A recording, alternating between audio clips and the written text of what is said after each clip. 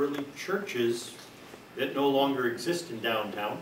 But I have a sneaking suspicion a number of you may remember at least some of them from your time in Rochester. I didn't get here till 1970, so I think a lot of the churches I'm going to learn about as history, not that I was in. So I think for a lot of you, there'll probably be some memories there. So without further ado, I give you Chris Batchelder, who I think is going to entertain you and give you a lot of early history of Rochester. So thank you for coming. Chris, thank you, the floor John. is yours.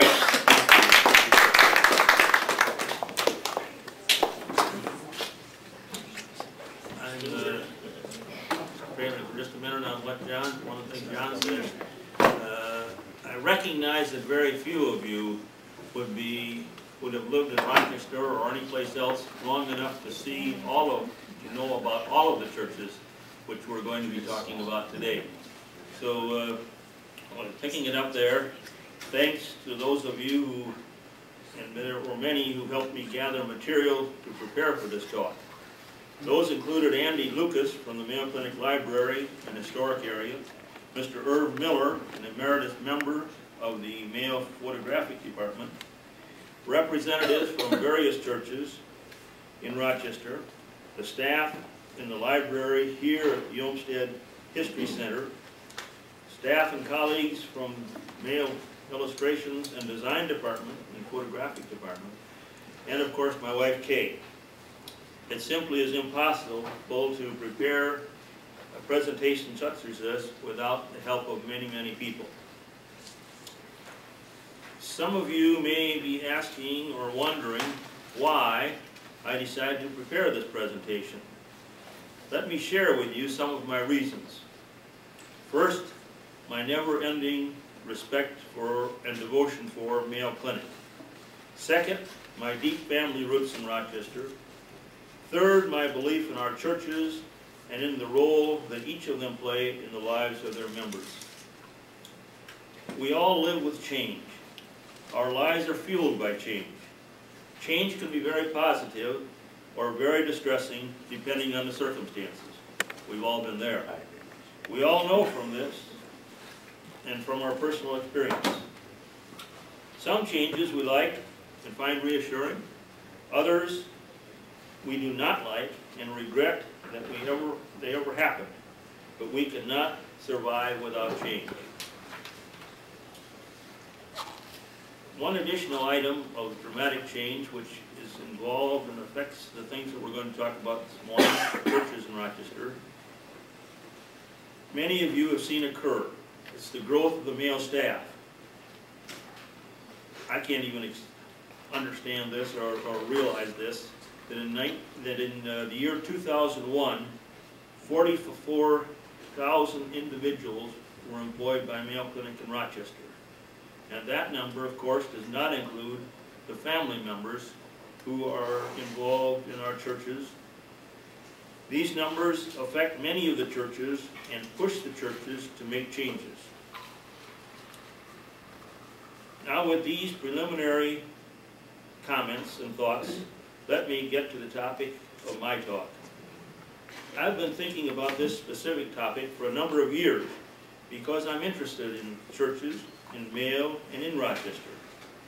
I'm going to be talking about the churches, all of which were located at one time in the center of Rochester, but during the period 1915 through 1978, all were purchased by Mayo. Many of these church properties were purchased to provide space for additional parking for Mayo employees and patients. If one observed what has happened over the years, most of the space that was purchased from churches was first used for parking and later for additional Mayo buildings.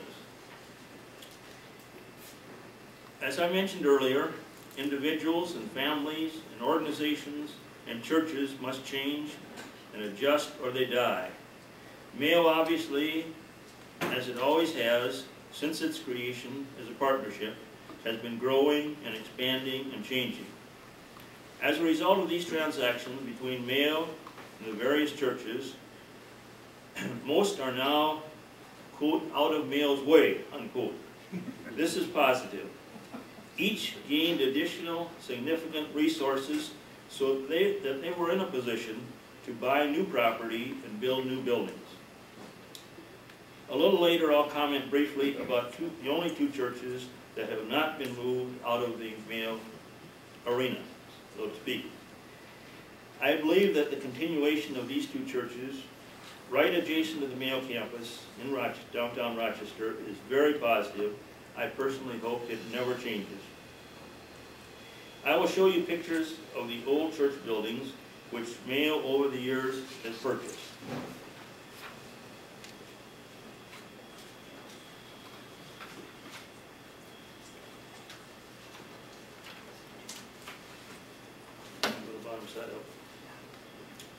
Where they stress the purchases of the church property by Mayo were not a negative event in the lives of those churches, their members, or Mayo.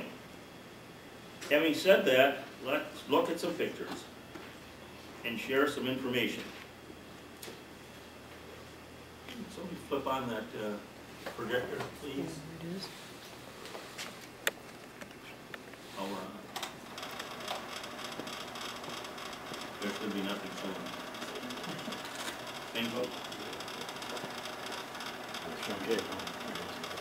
Okay with me. Okay. Something Here's the topic for our comments this morning and for our visit with each other. From pews to patients.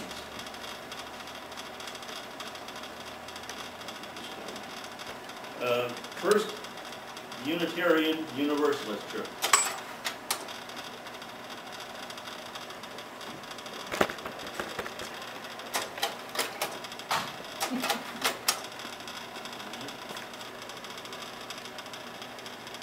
Bear with me.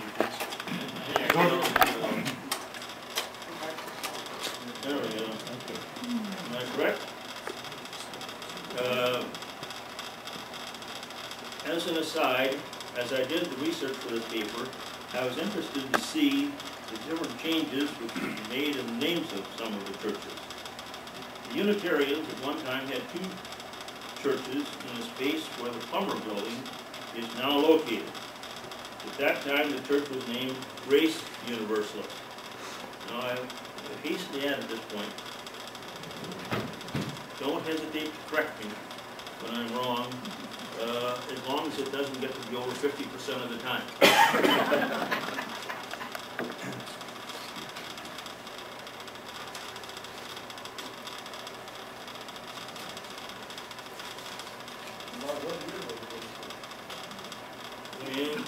Beginning of the years. The church was first organized, this church was first organized on the site of the Plummer building, not this, in 1866. That goes back a long time. At that point, it was a frame church building. There were 30 members. In 1874, we were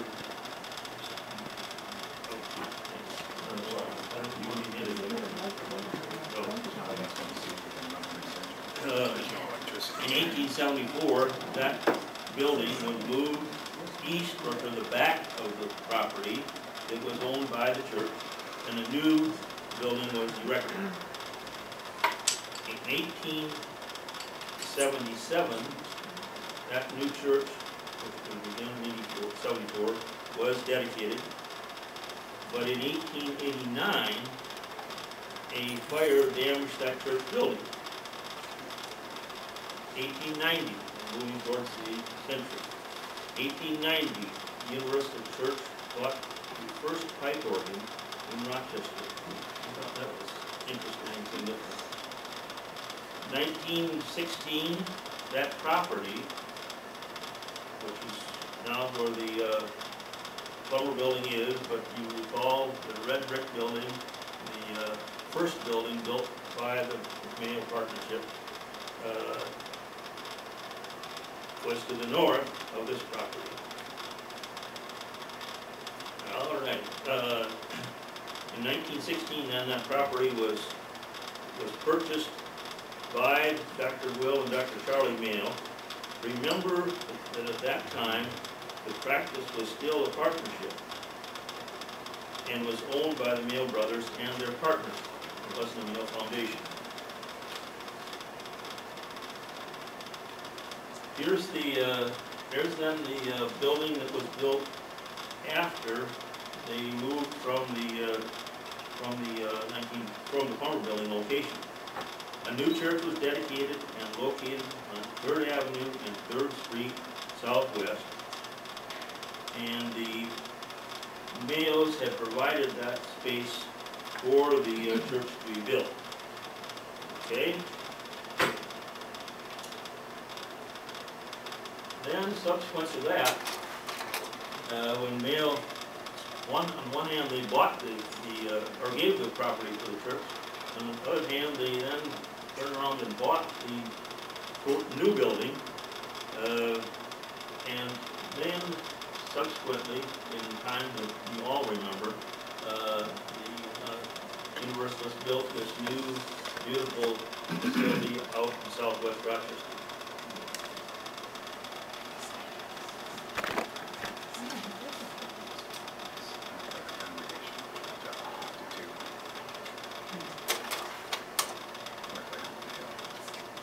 The next church I'm going to talk about is the First Baptist Church.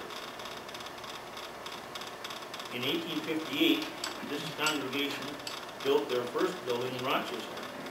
It was located just off Broadway along the Dumbro River, and it was later sold to the Bethel Lutheran Church congregation. In 1870, a second church building was built for the Baptist Church.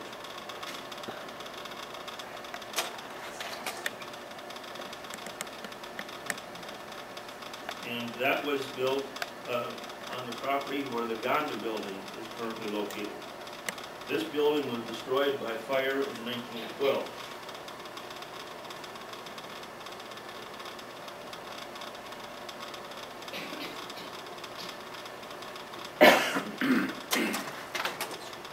In 1957, a new Baptist church building was built on the corner of 2nd Street and 4th Avenue Southwest. That's this one. This church building was very well known by nearly everyone in town, many of those coming in, because of the sign which appeared at the top of the steeple. This property was purchased in 1970 by Mayo Foundation to provide space for the construction of the Baldwin building.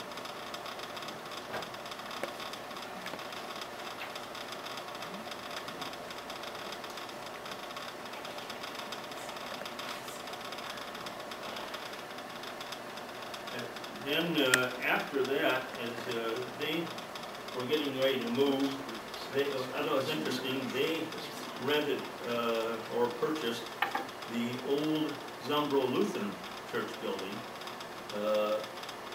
while their new building, Southwest, was being constructed. They also, during that time, they were in this location where Jesus saves, built an education building, which later became used as the scene for the physical therapy training program. So that became very helpful. And then here's the new building that they built on Southwest 16th Street near the Crossroads Shopping Center.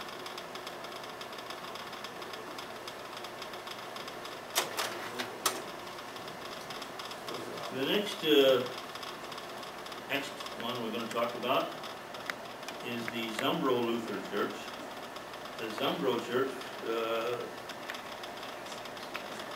earlier known as the Zionist Evangelical Lutheran Church. This parish's church was located on 2nd Street and 2nd Avenue Southwest. In 1926, this property was purchased by the Mayo Foundation to facilitate connections between the Franklin Station, the utility connections between the Franklin Station and the Plummer Building. The church was demolished in 1934. We then move on to the building which was built for Sunbro in 1927.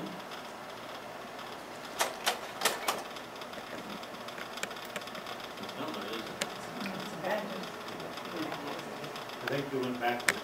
Did I go backwards? I think so. Not unusual.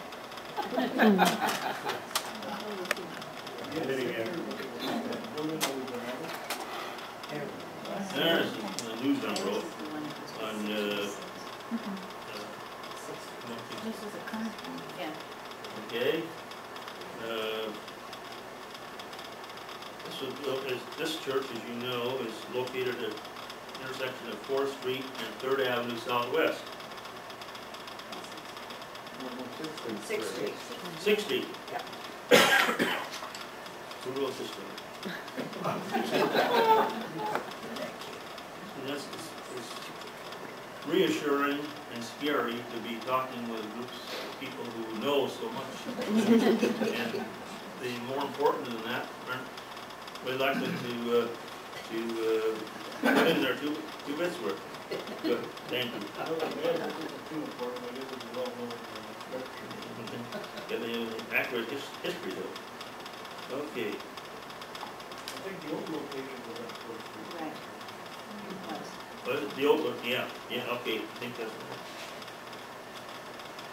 Okay. You're right, yeah, wait a minute, where's my notes? It was that building that was, I said was on 4th, where that was the old one in 1927, that was on 4th. The new one then, is this one, built on, in 1964, and that's when they decided, or they agreed to rent or sell. I don't remember what they were find out for sure. The old church to the Baptists, well, the Baptists were in the process of building a new church. I think that's pretty good. Pretty good. All right, talk about that.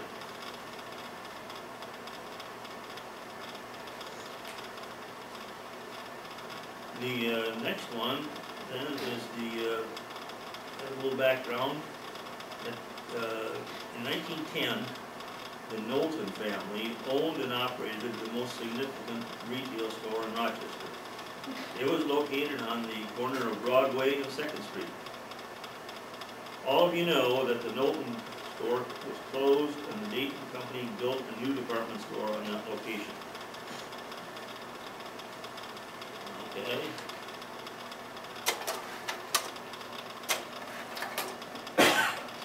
This is a picture of the Knowlton home located on 4th Street and 3rd Avenue.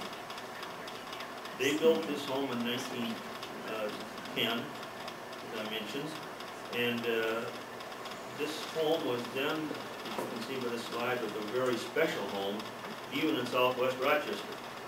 It had a security system, burglar alarms, and so forth. The members of the Jewish community in 1944 bought this home and used it then for a number of years as B'nai B'rith Center and later then as a synagogue.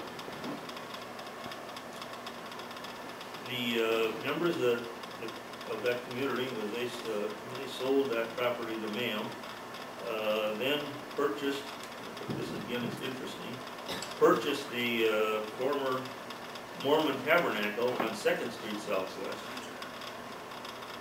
And it's now their synagogue. And the Mayo bought that old Knowlton home in 1978.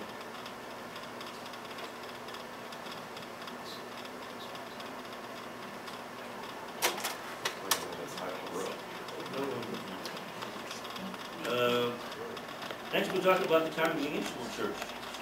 The first building built for the Congregational Parish was a log cabin in 1855. In 1917, the first more typical church building was built at the corner of 2nd Street and 2nd Avenue Southwest.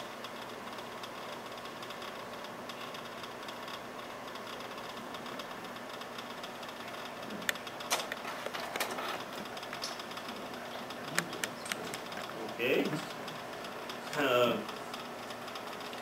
Congregational church moved into the new location. The property was purchased by mail in 1963, ultimately to be used as a portion of the site for the Conrad Hilton building. Then in 1964, the Congregational Parish moved to its new location at the bottom of Sunny Slopes in southwest Rochester. The old building was raised. The church was located, as I mentioned, in the corner of 2nd Street and 2nd Avenue. You remember where that is. Frequently, 10 Springs is in Badger. Yeah, that slides in there. Straighten a lot of this people. that's what's the matter with that. All right. They got a better memory than the picture. Chris, Okay. do you know what that big building is behind it? Maybe the world. That's the world. That's the world, where it ever. I wish that people were. That's where I had ever. And never forget it. There should be a flag there. Okay. Yeah, I had just gotten out of the Navy, so I allowed both. All right, then we'll move on to the next one. So that's the new one. This is their new church out southwest.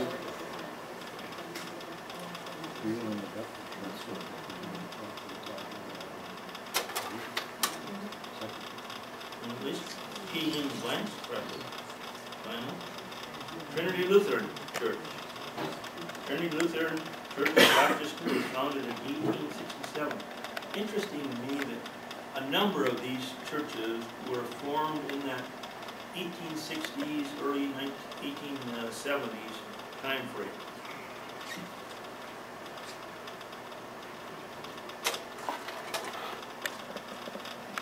This was the church, as I understand it. First building was constructed for this church, was located at the corner of 2nd Street and 2nd Avenue Northwest in the late 1800s. The second building was built, and this was located at Center Street and 3rd Avenue. That's this one. Okay. In the 1950s, this property was purchased by the Taylor Corporation, and they were going to build a large hospital on this site. As you know, that did not happen. Not just BMI. Later, this property was bought by Mayo, and the Damon Arcade was located there. That's the Trinity Lutheran. Trinity Lutheran. And there we go to the new church on 4th Street. Okay.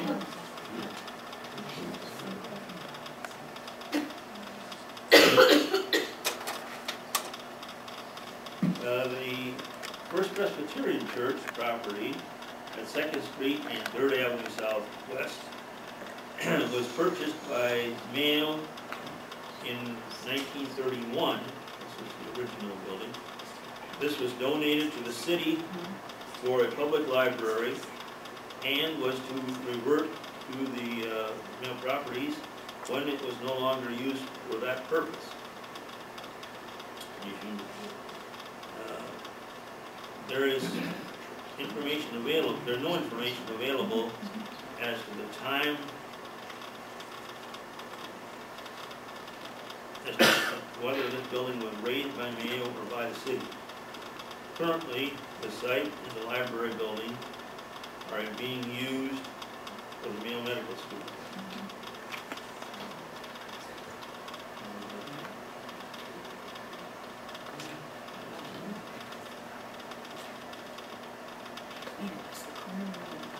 Christ United Methodist Church. First building for this denomination was built and located at the intersection of Center Street and 2nd Avenue Northwest. Center Street and 2nd Avenue Northwest. That was built in 1857. A new church was on the same site was built in 1865. The first one didn't last very long. In 1883, the church building that was constructed in 1865 was destroyed by the tornado, but was rebuilt the following year.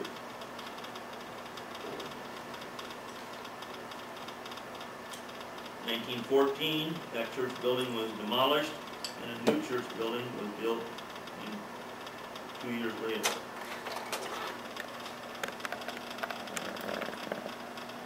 Is this the Methodist church?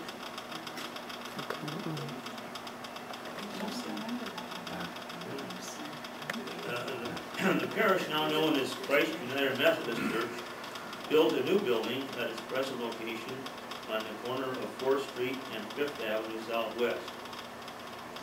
I want to share with you something that has been told to me, and that is the fact that the Methodist congregation originally planned to build on this site. Now, this is original, this is back in the 1800s. However, at that time, they were told that the location was too far out of the city of Rochester, center of the city of Rochester. Times changed, huh? 1963, church was located on Center Street and West Colonial Hospital. It was directly north and across the street, across Center Street. This was purchased by Mayo for the construction of the new, well, actually, it's a different organization, but it was purchased for the construction of the new Methodist Hospital. It was old church building was raised in 1963. Hang on, only one more cup of coffee away.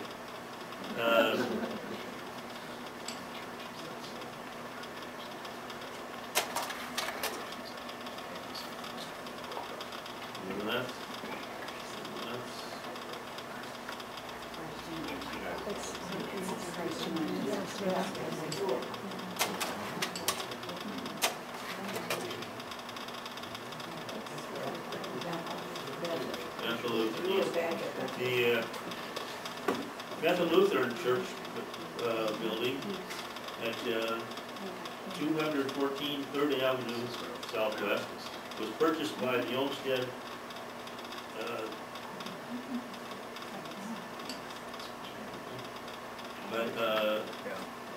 purchased by the Olmsted County Historical Society in 1859. In the summer of 1972, it was sold to the Mayo Foundation. The Murray and Leona Guggenheim Building for Research and Education and Life Sciences is located on that site now. That's not right. Well, this is the current church on This is 3rd the Avenue. church, yeah, right. Yeah, but the old one was downtown, Right behind the library. right behind the library. New library. New library. New Behind library. the new library. Okay. It's sort of hidden back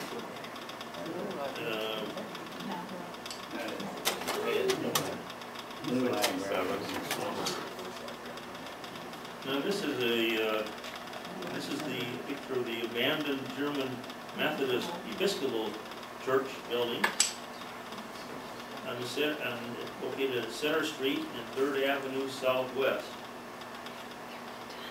It was used for the Rochester Art Center from 1947 to 1958, and it was raised sometime between then and 1963. It was owned by the Mayo Property Association. The land is currently being used as a public parking lot.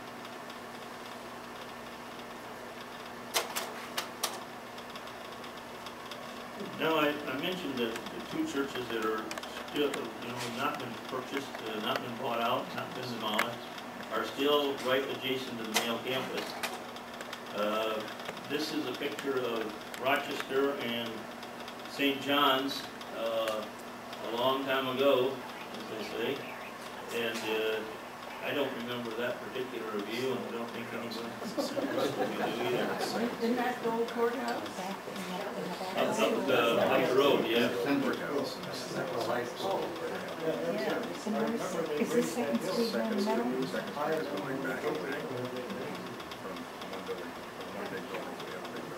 Where is the church on there? The I St. think John? that was the original Central High School, Right. top right. Yeah, And then I think that was the courthouse. right. Now, I'm not sure, does anybody know, was it that? That'd be that- Cal, The gallery's on close. Right. that there's Calvary? Calvary. Because Calvary is still existing. That's where the gray building is today. Now, was that St. John? Was that St. John? I don't know. Is that one there? Okay, so then that one is Calvary, is the first Calvary. I don't think so. I think 1868 maybe is when this photo was taken. Yeah, this is a long time ago now.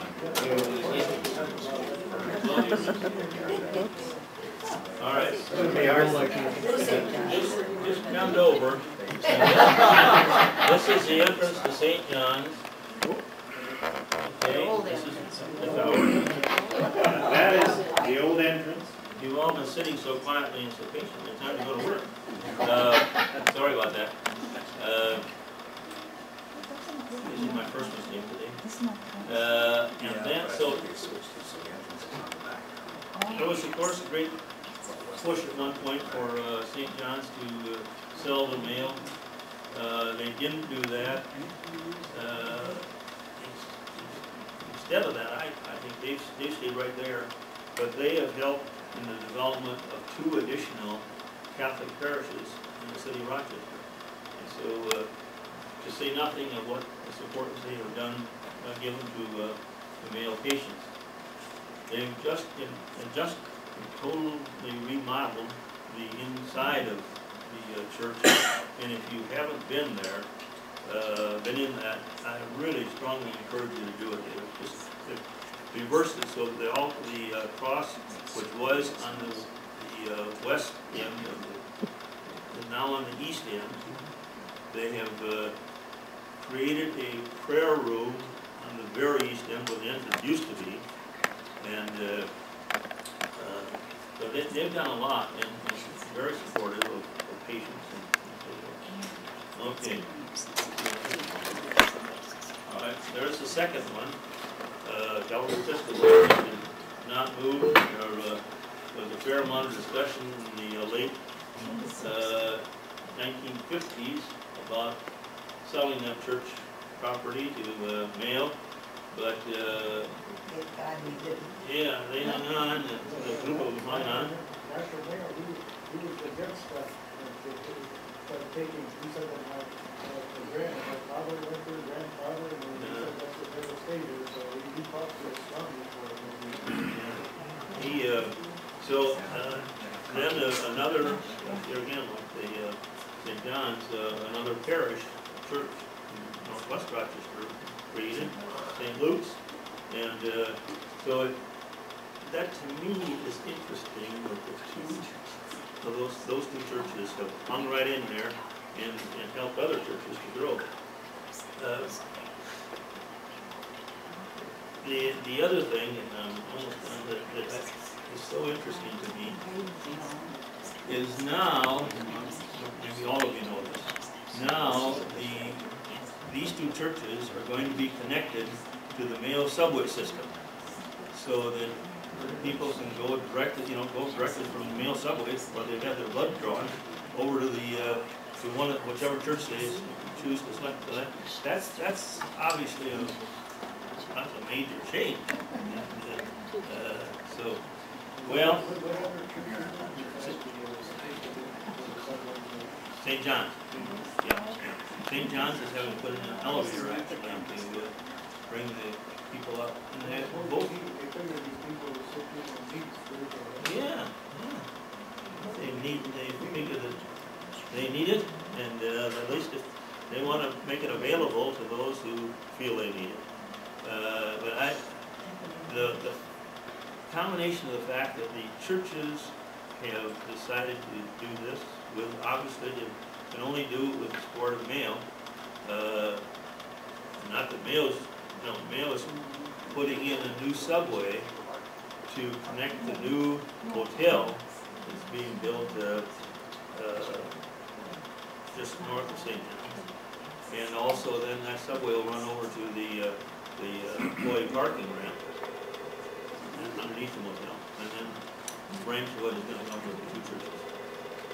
Should be an interesting engineering problem to see how they're gonna get a subway into that old church since Well, the foundation and so forth are so ancient. Yeah. I hope that they don't damage or require them to alter the church because it's a real, Hope they don't break the Tiffany windows. Yeah, I think, my understanding is they're going to kind of go along between the street and the building, and so not directly into the building. But, who knows? Okay, Mary? discussion. Well, I was just going to comment on Calvary, where they would connect with Calvary. It's important to know that there's a whole new addition in back of Calvary that they just added on in the past year. Yeah. And so they will connect, I think, probably to that, which is a whole new addition on that church.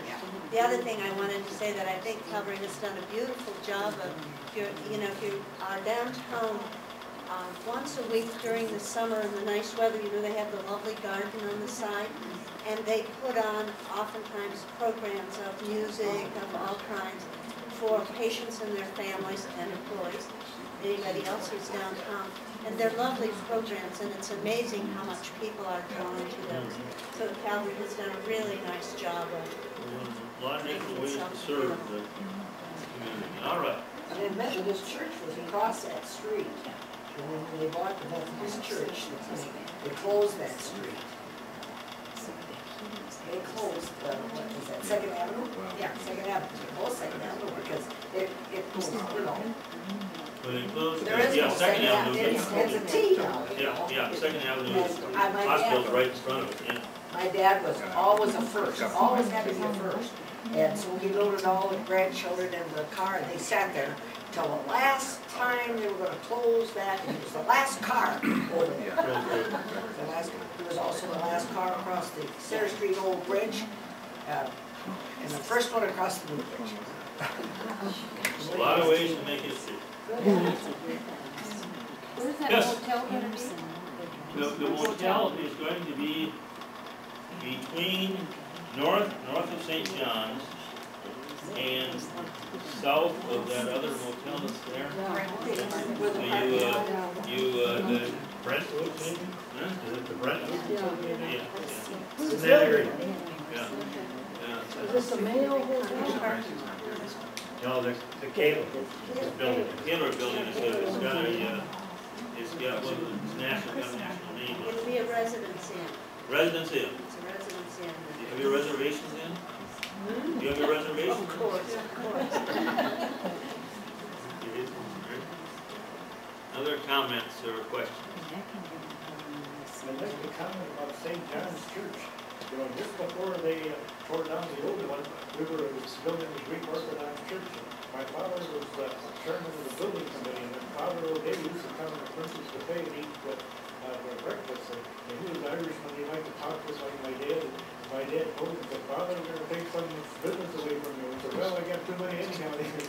But then he clarified, he said, we need more space, so shortly after we built the building. Yeah. And my wife lives, I worked in the Jewish synagogue here. Yeah, the old one. Yeah, I worked there about 2 years in the 70s, so seeing that picture was very Yeah, yeah, interesting to me. yeah, that's good. They're apparently, must be doing some extra work, kind of getting something organized in terms of their history. Chris, Yeah. what are on the panels over there so people can Okay, look at them? yeah, there's some pictures of the new churches, and where they're located, diagram showing where they're located, and so you might, you all get around town, you know what's going on, so, but for those of us who don't, the pictures help sometimes. Chris, you reminded more of a memory than I had kept. The assignment that I had when I was on the Eastern Seal Society, the state board, I was asked by the national to provide information about architectural barriers. And I was given that assignment to do. And it was my thought that we would go around to all of the public buildings in Rochester and take photographs of their entrances. City Hall was one of the main ones. All of the churches had an inaccessible entrance to for anybody handicapped. With all of that study, then came the architectural barriers legislation that made access to given public buildings accessible. And a few of them caused a lot of trouble. I never admitted my involvement with this because I wanted to stay neutral. But now it's out and it'll be in the post bulletin. We developed a whole move. I know. I remember that something.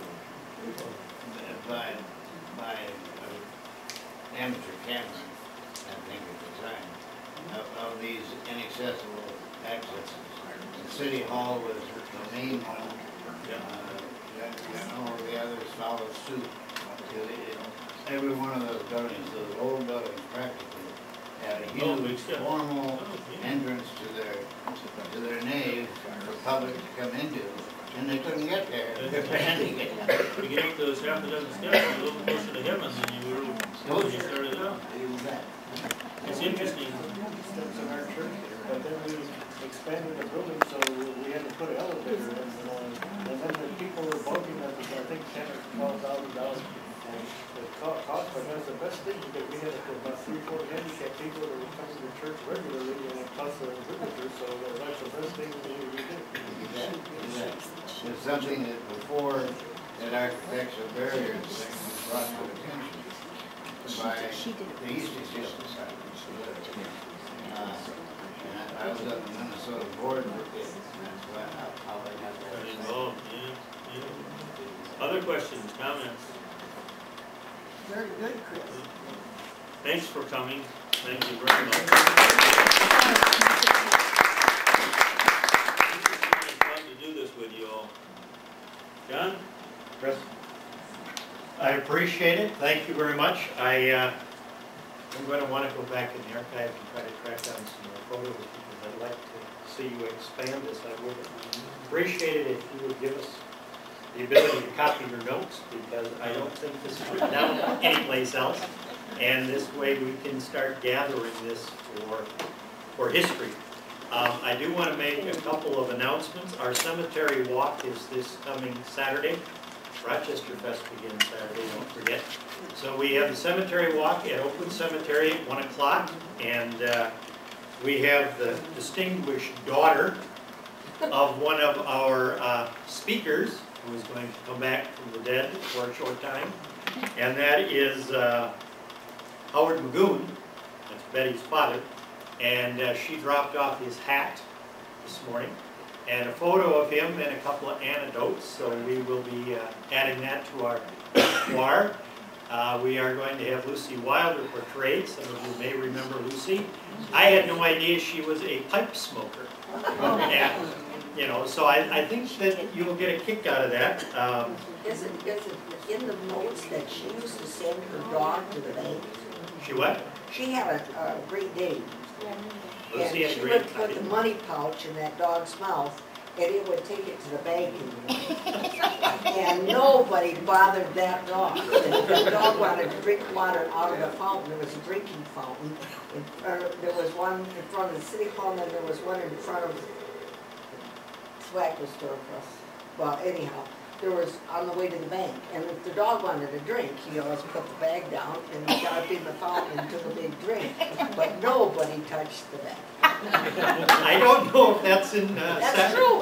You're gonna have to come I Saturday to sat my find damn out. ass and watched that. Yes. She lived down the street from us for many years. Really? And when we knew her, she had a dachshund. And our son walked that dog. Really? And he got his martini every night. The dog But she did indeed smoke a pipe. She was a character. She was a character.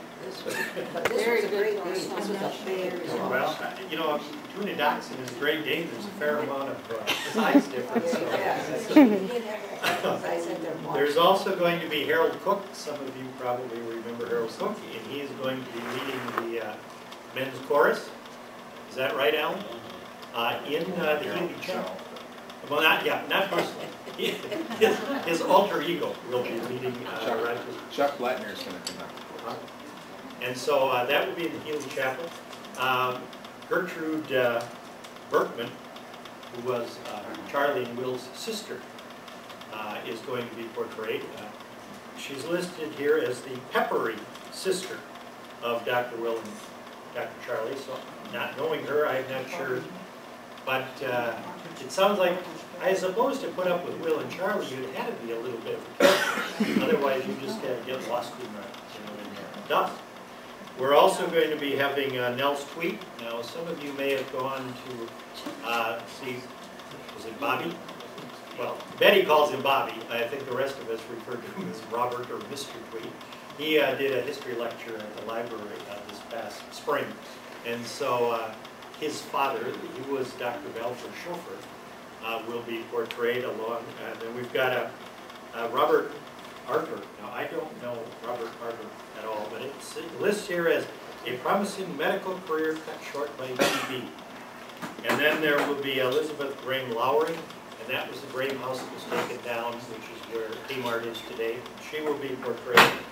So I think we've got a fairly good selection, some fairly famous people, some that are somewhat unknown, and I think that makes our cemetery walk interesting because you hear about people you don't necessarily read about in the history books. Then we are going to have the first Minnesota Civil War reenactors out here at the History Center at 4:30. Now the cemetery walk runs from 1 to 4, and the first Minnesota comes out here at 4:30, and they are going to be playing the Roosters.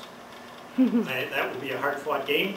I think it's somewhat unfair that the first Minnesota will have weapons and the Roosters will not. So there's a possibility that the first Minnesota may win. I'm not sure.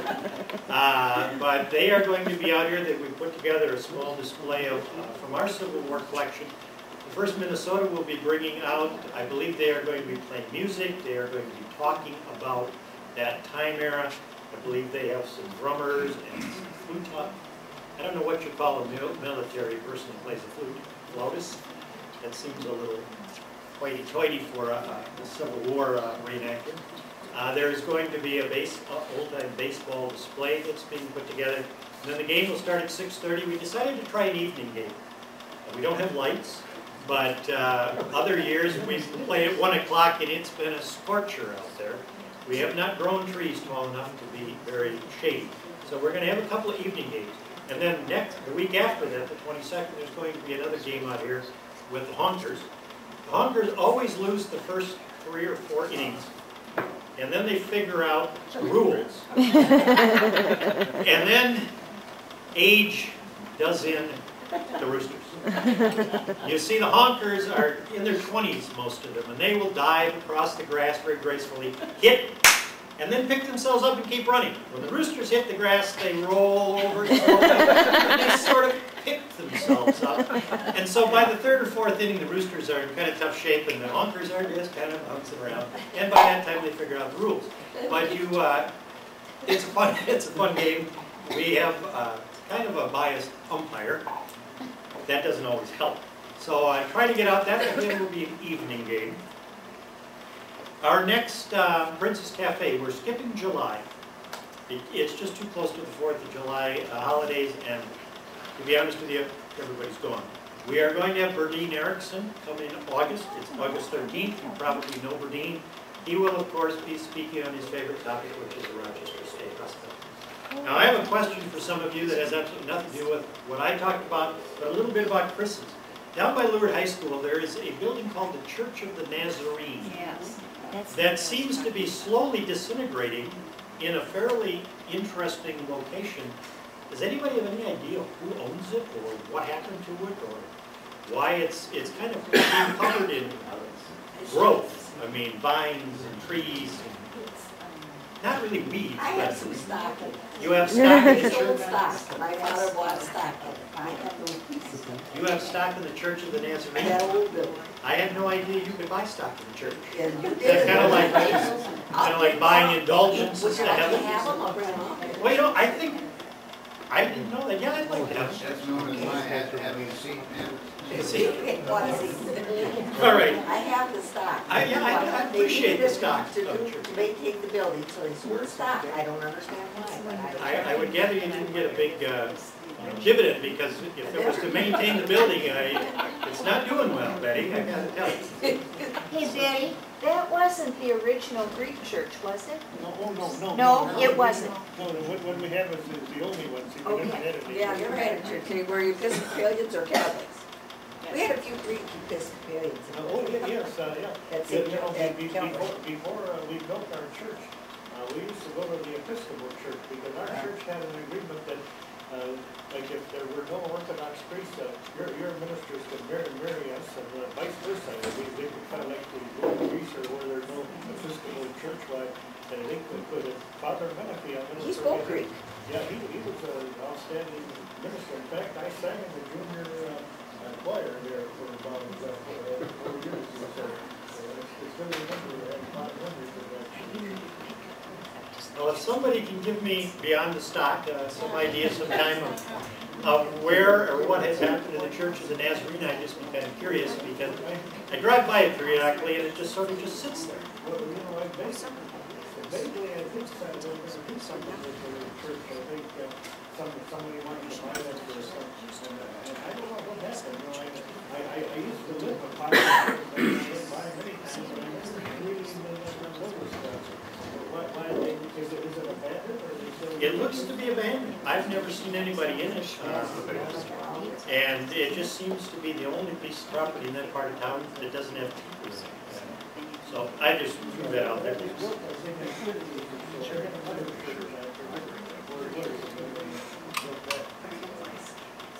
Well, listen, I thank you all for coming. There are more donuts and coffee, and please take some time to look at this. Feel free. I'm sure Chris and Kay will hang around and answer your questions, and it's kind of fun just to have you talk to each other about your memories. So thank you very much. Have a great rest of the day. You should be on the line. I didn't know. They can cure that now. They couldn't then, probably. Entrance is going to come in very small. I think, to me, this is where the elevator is, but I doubt if they have reconfigured this with the new construction, because here's our entrance, and here's ours, when that does turn around in some strange ways to do that. Well, you probably have This is still got Damon, and that's not true. That's how we have. I was going to offer a slight suggestion. So that's where you can cross into the main front entrance. And see, this is going to be almost like a drive into that new entrance. Are you going to be able to drive it? No, it's still blocked up. I thought they were putting it on. They are, with a statue. Is that what it is? Oh. So that's going to be one of the last things. Oh, yeah, what was your main name? They're not connecting us.